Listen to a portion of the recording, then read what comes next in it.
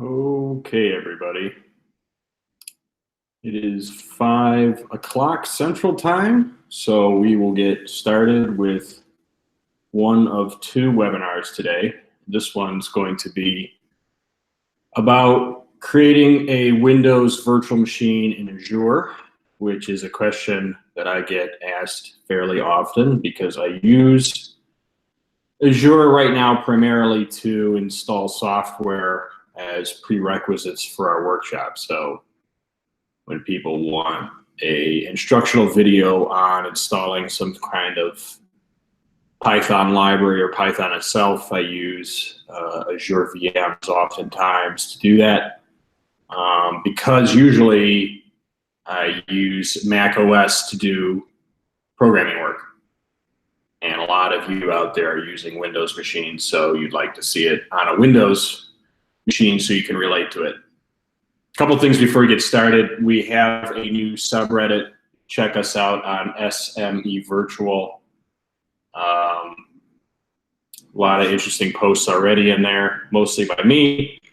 Feel free to add your own as long as it's engineering and manufacturing related. Could be questions, could be something interesting, could be feedback. I invite you to check that out.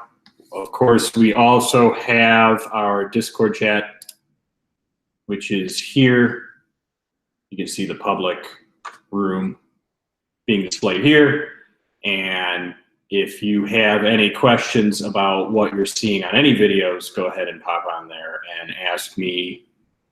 Adam J. Cook on there. You should be pretty easy to find me, and you can either direct message me or put a question in the room itself and for everybody to see. Okay, so like I said, today we're going to be looking at something called Microsoft Azure. If you're not familiar with it, this is Microsoft's cloud platform, one of the three most popular platforms, the other two being Amazon Web Services and Google Cloud Platform. Probably for a lot of the stuff we'll be doing in the SME Virtual Network, Azure and Google Cloud Platform will be our go-tos, but there will be some stuff where we use AWS. There are some distinct advantages and disadvantages with each of them. The advantage of Azure is because Microsoft owns it, it has some very good, what I'd call first-class support for Windows. And if you're running Windows workloads, or in our case, you're trying to start a Windows VM, it's probably one of the first choices I'd look at to do so. So if you don't have an Azure account, you can sign up for one for free. And I think that Microsoft gives you, excuse me, some credits. And indeed they do. They give 12 months of free services. And I gotta be careful with this because I think there's also, it's 12 months of some popular free services, which you have to check out. And then they give you like a $200 credit. So you can explore any Azure service. So some services in the cloud cost more than others. And so, you got to be careful about that if you're creating something, particularly for production. When we do stuff in the SME Virtual Network, we will talk about the costs associated with whatever cloud resources that we're using at the time on our videos. So it won't be totally unknown what's going on. And then, if you're a longtime customer of Azure, you get some what they call always free services, and you should check those out. There's some pretty generous allocations they give you for free forever. And so if you wanted to take advantage of those, we won't be diving into those today. But anyway, that is Microsoft Azure. You can sign up for free. When you do sign up and you log in for the first time, you'll be presented with something that looks like this. Say I have a dashboard. Okay. Today we will be looking at Virtual Machines Classic. Okay. A virtual machine is just the way it sounds. It is not a physical machine like a tower sitting on your desktop or a laptop. It is a machine that consists of cloud resources. So it's kind of in the cloud, and you know, it has some virtual processors associated with it. And the key point, if you're new to this that's sort of an imperfect definition, but if you're new to this whole thing, the key point is that you really don't care how the virtual machine is being created at a low level. You just care that one is being spun up at your command, created, and that you can use it to do something useful.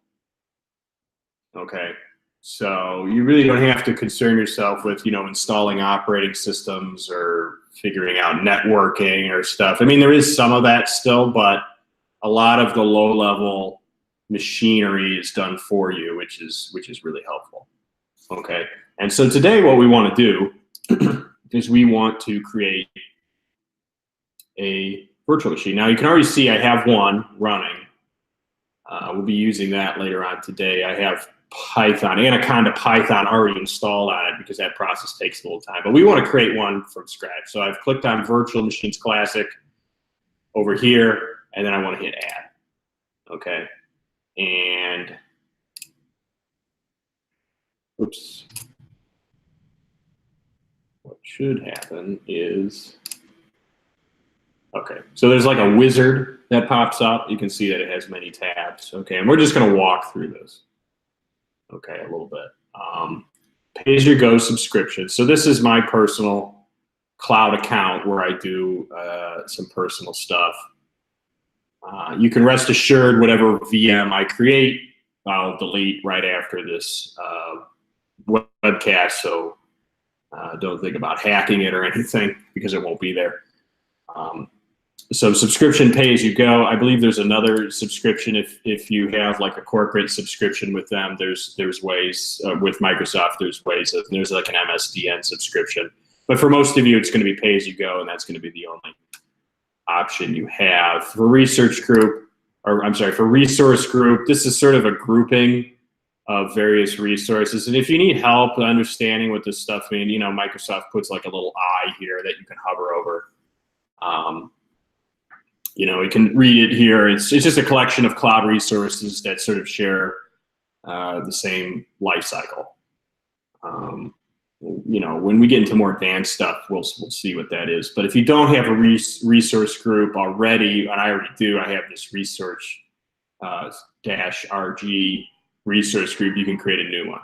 Okay, a virtual name, you can really call it whatever you want. I think there's some restrictions in terms of, yeah, they show them here off to the side what you can call it. I'm just going to call mine SMEV3, really doesn't matter. Region, Central US, that's appropriate because I'm in Texas.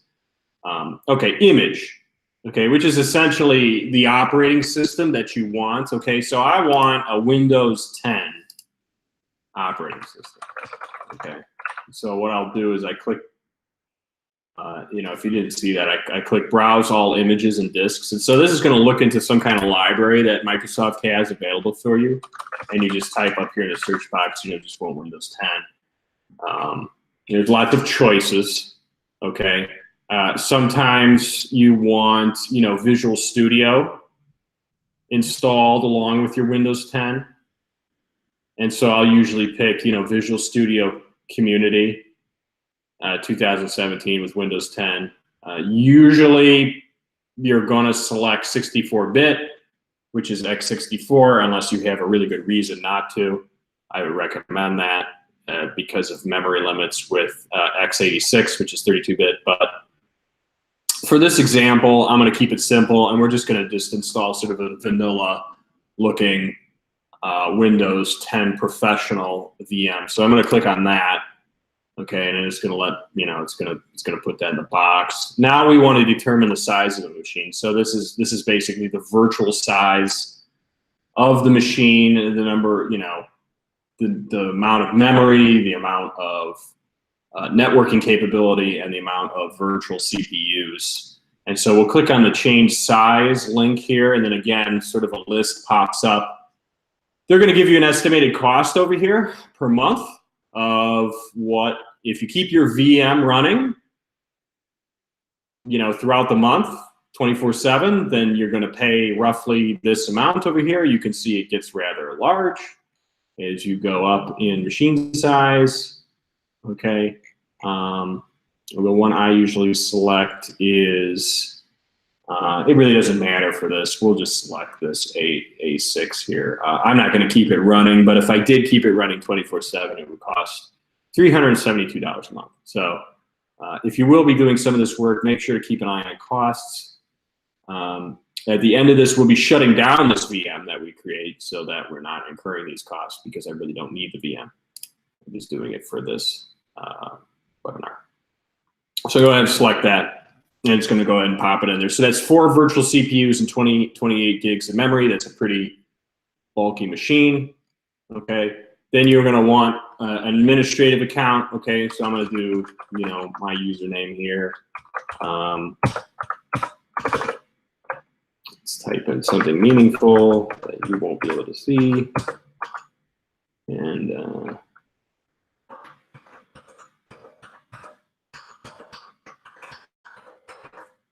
okay.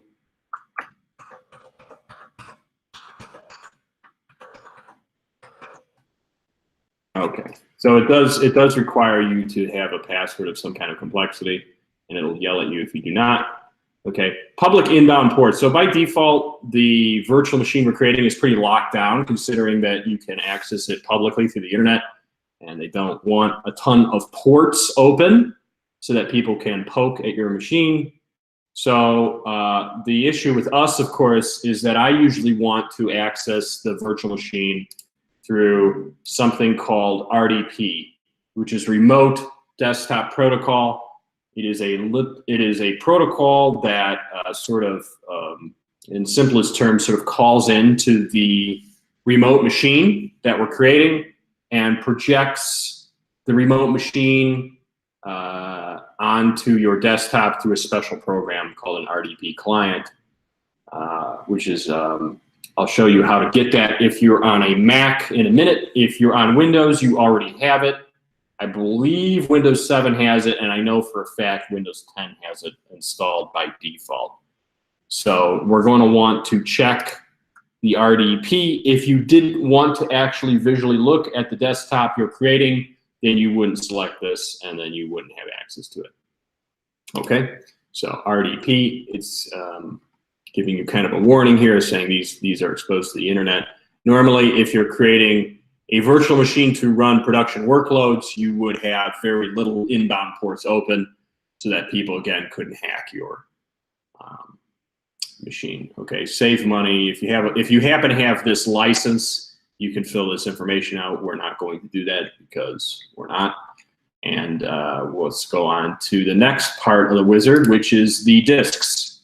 Okay, so you have some disk types. SSD stands for solid state drive, which is a faster drive than a standard hard drive. Okay, it is nudging you to pick the standard as solid state drive by default. That is a good default. If you needed some enhanced performance on the drive side, which we probably won't need a lot within the SME virtual network, but if you did need it, you could select premium. Unfortunately, you need to select a certain virtual machine size. Remember, we selected A6 on the previous part of the wizard to use that. So standard SSD will be fine for us right now. We don't need any additional disks. So let's move on to networking. Okay.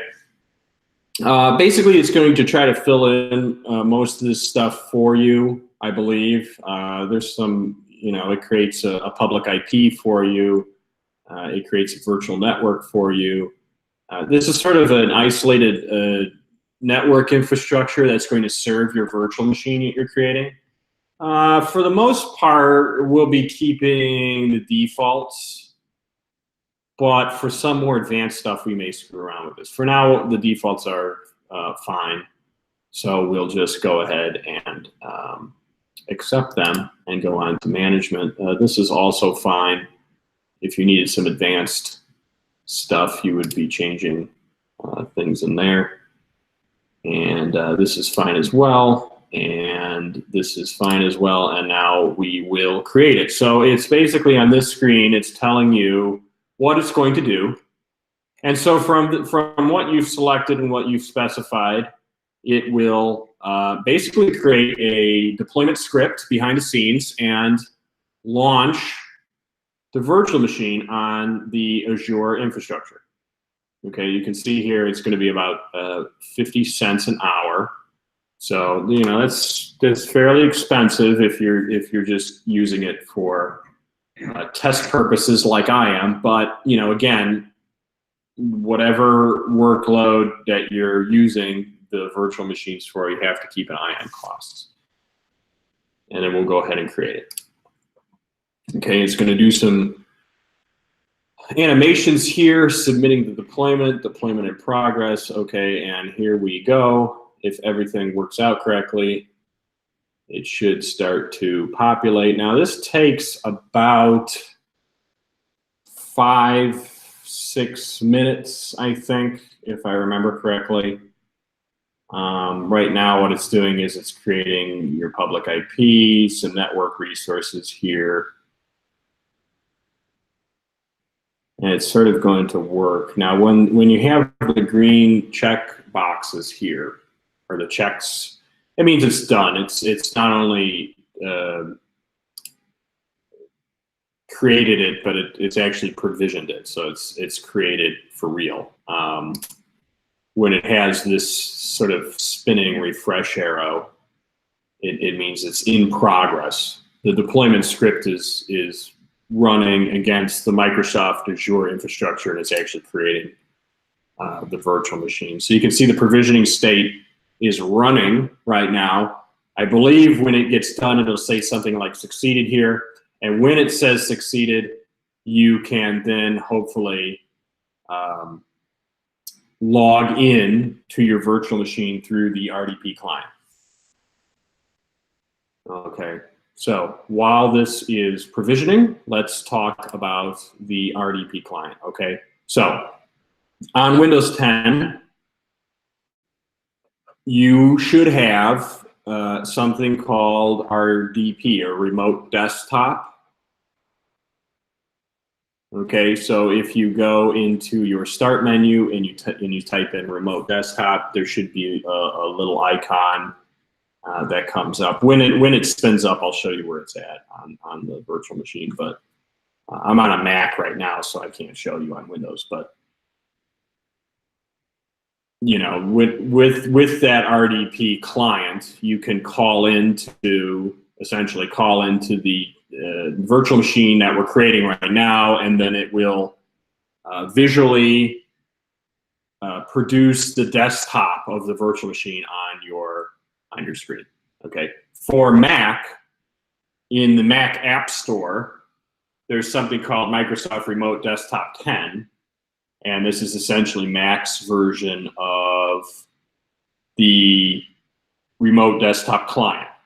And so here too, you can use your Mac to call into the virtual machine that we're creating right now. And you can get the screen back. Okay, you can see some examples down here. You know, you have the Mac interface on the outside, but the RDP client is projecting the virtual machine desktop in a window on your computer, and you can interact with it. Okay, and that's the goal here. So it looks like it's still sort of working. And so I am going to mute right now until it gets done. And when it gets done, we'll proceed with connecting to this virtual machine that we've created. If there are any questions, go ahead and type them in the live chat box to the right of the video, and I'll see them and I'll respond to them.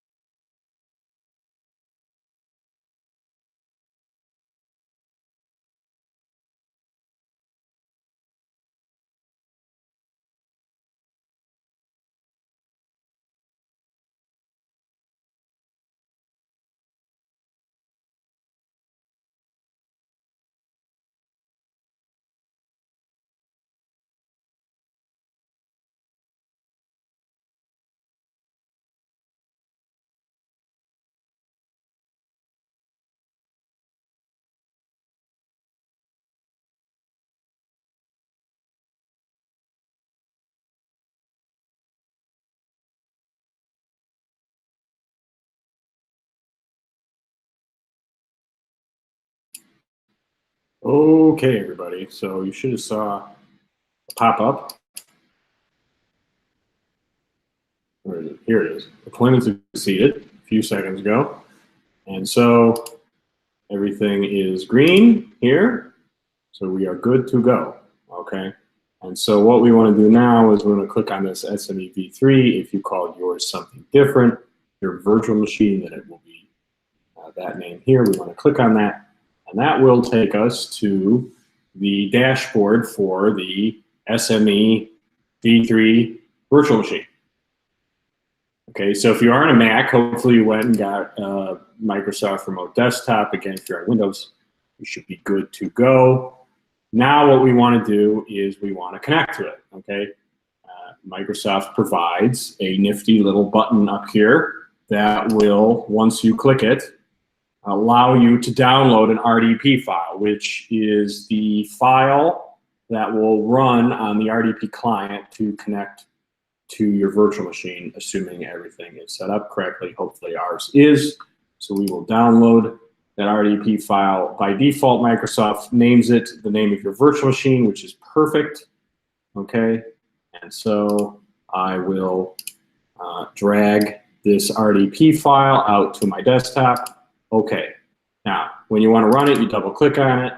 It'll sit there and try to connect. Then it will ask you for your username and password. You specified the username and password, if you recall, on the first page of the wizard when you created the virtual machine. Okay, and so I'm going to type that information in here. It was Adam J. Cook. Password that should be whatever you selected it to be. Hopefully that's correct. It'll ask you to accept a certificate, which is fine. And off we go. And here we go. And so if you are using Windows 10 or similar as your desktop of choice, you will immediately know or recognize what's going on here.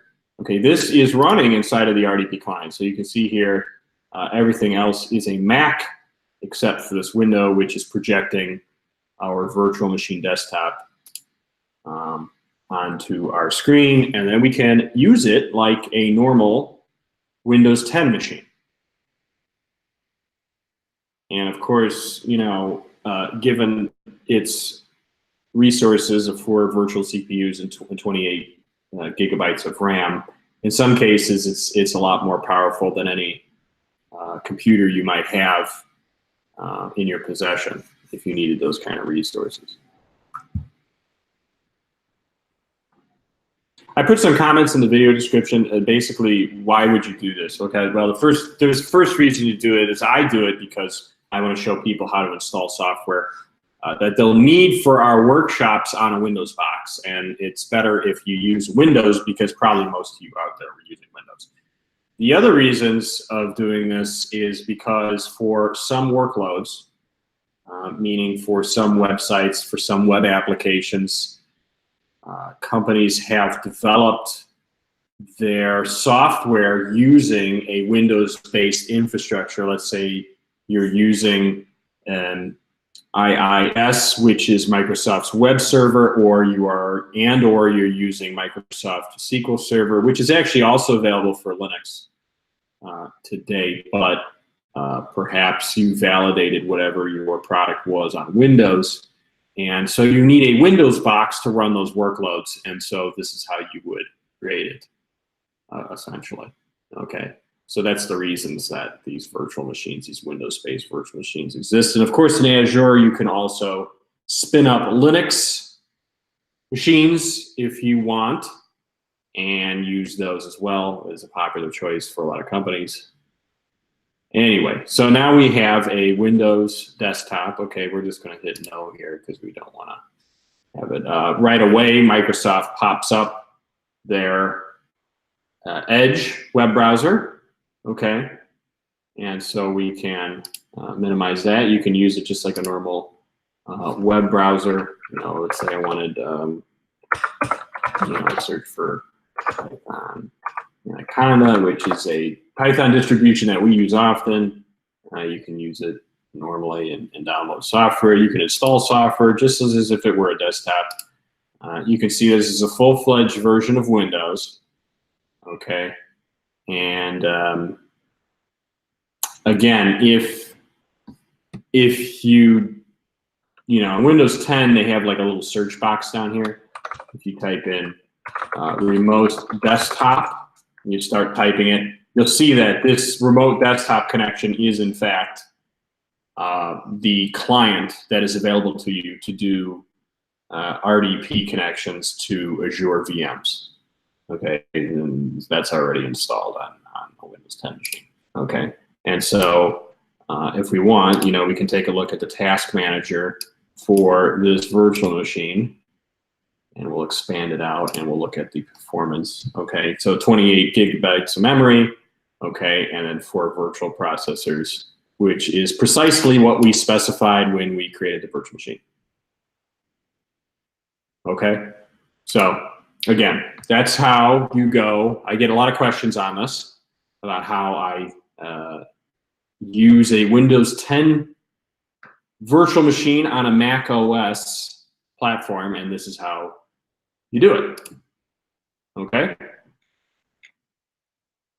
So if there are any questions, I will look at the chat. I'll give it about a minute.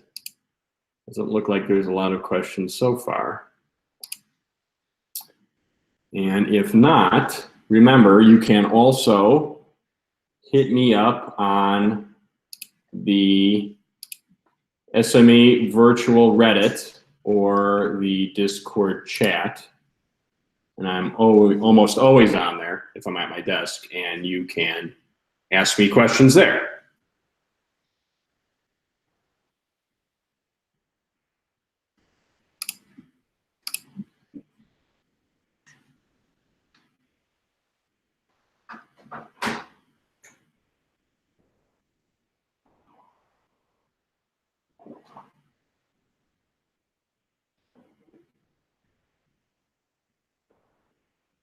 Okay, so I forgot a critical step. So what we're going to do here is we're just going to disconnect from this. So I hit the start button and then the power button here. We're just going to disconnect. We're just going to close the RDP session. It's not going to actually close or stop the virtual machine. Okay. Now, if you recall with the virtual machine, the problem or the potential problem is that the virtual machine is actually quite expensive if you keep it running. Okay, I don't need to keep it running because I just launched it for the purposes of this broadcast. Okay, so what you want to do is you want to delete it. Okay, so it stops running and you no longer incur the charges. Okay, if you are running production workloads on a virtual machine, then you would want to be careful with deleting it, obviously, because you don't want to delete your web application. Okay, but for this one, we're gonna hit the delete button. It's easy peasy. Okay, and we're just gonna hit yes on that. It's going to delete the virtual machine,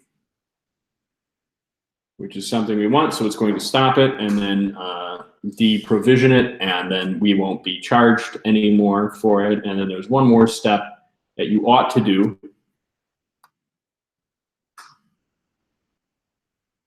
And that is to click on All Resources tab over here.